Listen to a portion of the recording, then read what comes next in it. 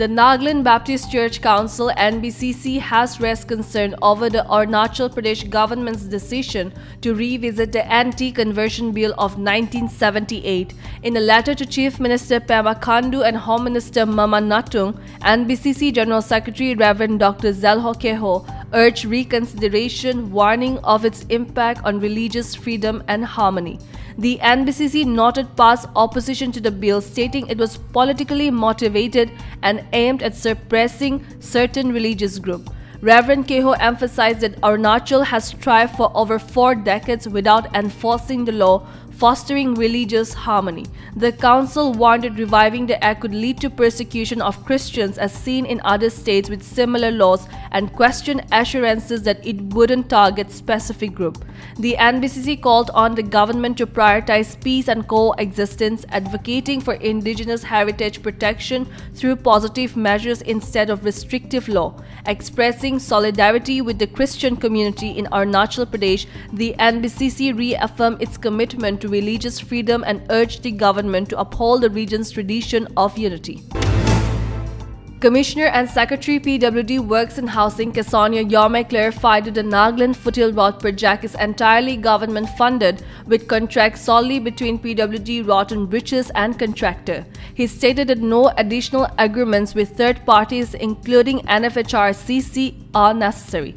Yome assured the government's commitment to quality and timely completion, warning contractors of strict action for substandard work. He urged immediate resumption of work, stressing that stoppages would not be accepted, especially with the monsoon season approaching. The government has allocated significant funds, including Rs 148.50 crore for the year 2023-2024, and is seeking central funding.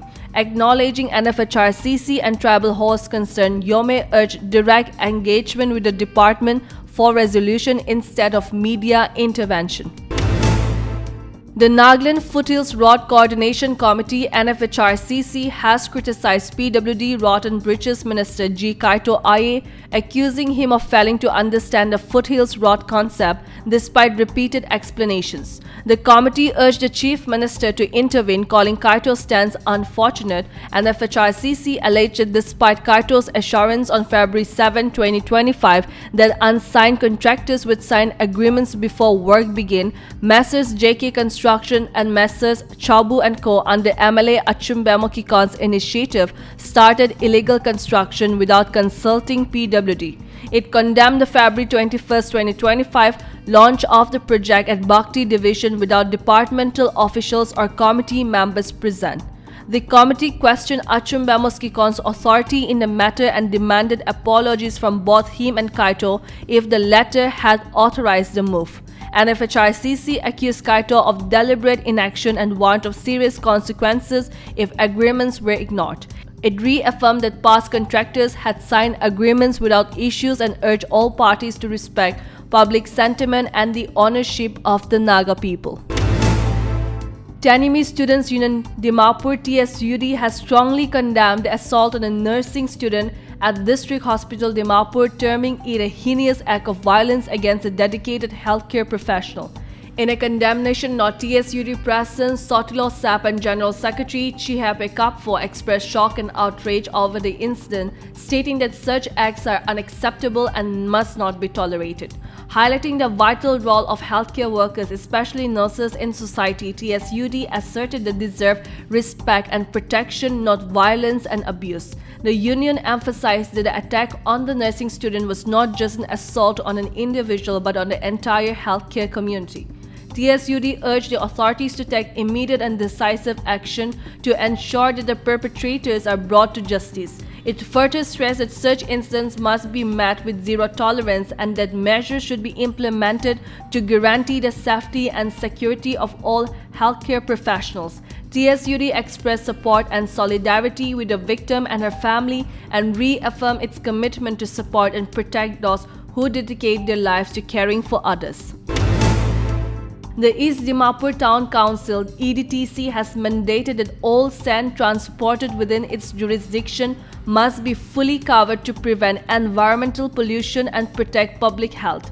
Non-compliance will result in penalties under the Town Council Act Additionally, EDTC has restricted poultry imports, allowing only live chickens from neighboring states while banning dressed chicken. Violators will face strict enforcement and penalties. The council urged the public, transporters and traders to adhere to the regulation, emphasizing that no exemptions will be granted.